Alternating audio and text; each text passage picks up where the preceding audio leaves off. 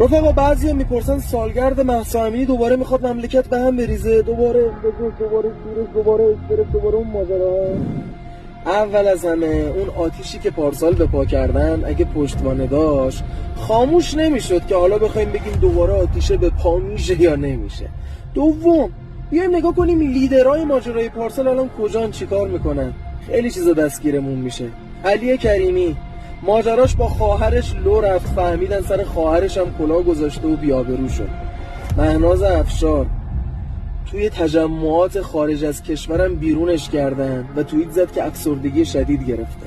سروش هیچکس ماجراش با منافقین لو رفت و معلوم شد که با منافقین در ارتباط و بی‌آبرو شد. اینترنشنال از لندن اخراجشون کردن و هیرون و سیرون الان توی آمریکا دارن سیر میکنن. سیما ثابت چند وقت پیش به علت تجاوز و اذیت و آزارهایی که تو شبکه اینترنشنال بهش داده بودن استعفا داد. بریم سراغ بعدی. مسیح علی نژاد لو رفت که چقدر داره پول میگیره از آمریکا و بی‌آبرو شد و یه مهره سوخته است.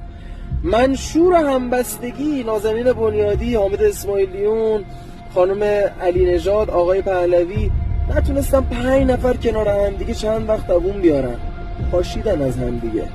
خود رضای پهلوی متاسفانه عکسایی از همسرش پخش شد که معلوم شد این بنده خدا همسر خودش هم نمیتونه مدیریت بکنه، همسرش با یه مرد پاریسی در ارتباطه. خود منافقین از آلبانی اخراجشون کردن، اونم با اون وقاحت و بدبختی و بیچارگی. از اون طرف جمهوری اسلامی با قدرت نظامی بیشتری که تو این 1 سال اخیر پیدا کرد، موشک فراسود، موشک فتا، موشک خرمشهر، باعث شد کشورهای منطقه دست دوستی به سمتش دراز بکنن. وارد پیمانهای شانگهای و بریکس شدیم. دستگیری‌های گسترده کسایی که داشتن شیطنت میکردن توی مملکت. رو شدن دست خیلی از منافقین داخلی، حواس جمعی نیروهای امنیتی. حالا با همه اینا نظرتون اتفاقی میفته دوباره امسال؟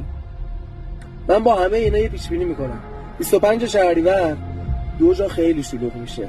25 شهریور شهادت امام رضا، یکی هیئت‌ها خیلی شلوغ میشه، ایام تعطیلات هم هست، جاده شمال هم خیلی شلوغ میشه. یا علی مدد.